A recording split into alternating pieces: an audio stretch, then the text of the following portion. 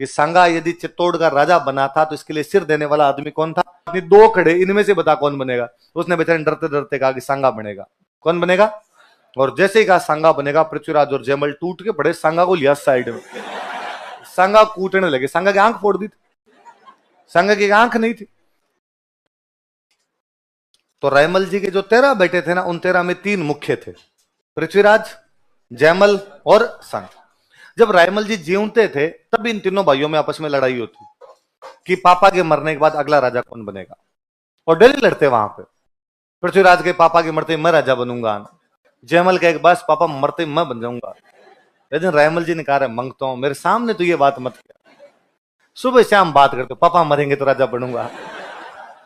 तो यूं देवता के हाथ ही जोड़ रहे हो कि मरे मरते हम क्या बने।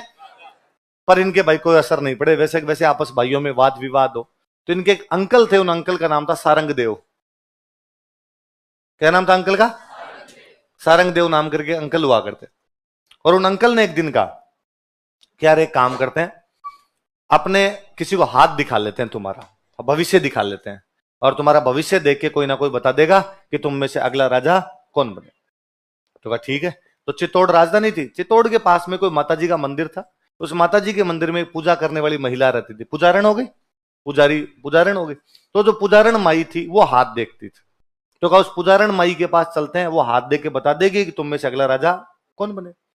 गए उस पुजारण माई के पास, और पुजारण माई को जाके कहा कि पुजारण माई हाथ देख के 3 राजकुमार है, पृथ्वीराज, जयमल और सांगा, और हाथ देख के बता कि इनमें से अगला राजा। दिखाते ना ऐसे हाथ देखना, समझते हो? आपकी मम्मी दिखाती होगी, आपकी कुंडलियां नहीं दिखाती हो, है ना? आपको पंडित जी आते होंगे, उनको मम्मी कुंडली दिखाती होगी, और पंडित जी कहते होंगे कि राजयोग है, क्या है? और आपकी मम्मी इसका मतलब ये समझती है कि आप आरएस लग जाओगे। क्या लग जाओगे? बताई थी ना ये बात तो मैंने एक दिन, नहीं बताई थी कि घरों में कुंडलियां, ये सब घर वाले थोड़ा बहुत, मम्मियां सारी इन मामलों में यूं लगी रहती है ना? सारी यूं पूछती रहती है नौकरी कब लगेगा, कब बिजनेस में फायदा होगा, कब शादी ब्याह होंगे, इस प्रकार बातें पूछती रहती है। तो कोई पंडित जी आते हैं, हम सबको यूं पूछते रहते हैं। और पंडित जी ने कभी किसी को निराश नहीं किया। पंडित जी सबके क्या बता के जाते हैं? राजयोगी बता। तो वैसे वैसे पृथ्वीराज, जयमल, सांगा गए और पुजारण माई को हाथ दिखाया। तो पुजारण माई ने तीनों के हाथ देख के कहा कि क्या करोगे तुम पूछ के, बाप के मरने के बाद एक आदमी को तो राजा बनना ही है, तो बन जाएगा, क्या पूछते हो ऐसे? और मैं अभी बता दूंगी तो फिर भाइयों भाइयों में मनमुटाव हो जाएंगे, ये बनेगा दो उसको मारने की कोशिश करेंगे। तो पृथ्वीराज बड़ा गुस्सेल था, पृथ्वीराज ने तलवार निकाली बार कि फिलोसफी में झाड़ बता, फालतू की झाड़ रही फिलोसफी। डोकरी गुस्सा आया, पर गुस्से में क्या करे, पृथ्वीराज तलवार लिए खड़ा था। डोकरी का और तो बस चला, डोकरी ने कहा तू तो नहीं बनेगा। पृथ्वीराज ने कहा कोई बात नहीं, 2 खड़े, इनमें से बता कौन बनेगा? उसने बेचारे डरते डरते कहा कि सांगा बनेगा। कौन बनेगा?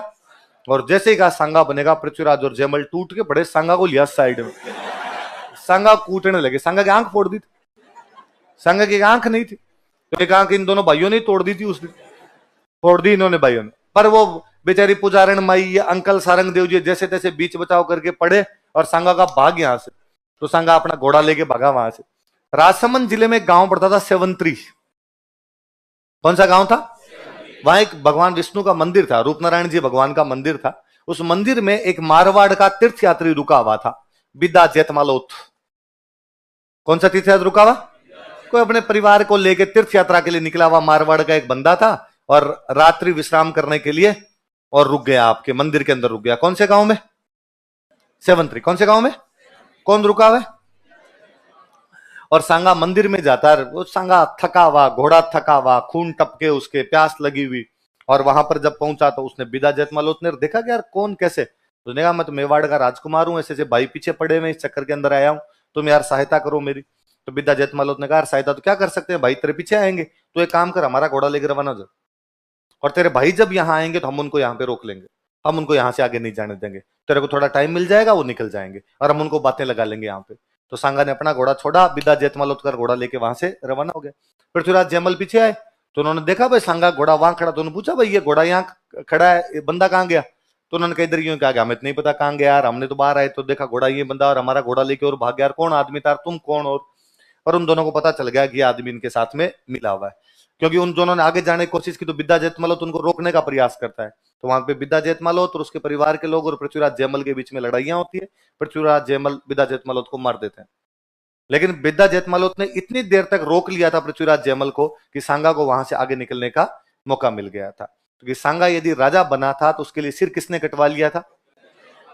विद्या जेतमलोत ने। कौन से गांव के अंदर? कि करवाड़ा दल जूंजियान करवाड़ा कटे सांगो भोगे चित्रकूट सिर विदा सटे।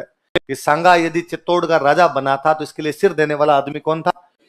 फिर सांगा यहां से भाग के आगे श्रीनगर जाता है। अजमेर में एक जगह पड़ती है श्रीनगर, कश्मीर वाला नहीं। पर यहां पर एक बंदा रहता था करमचंद पंवार। कौन बंदा रहता था?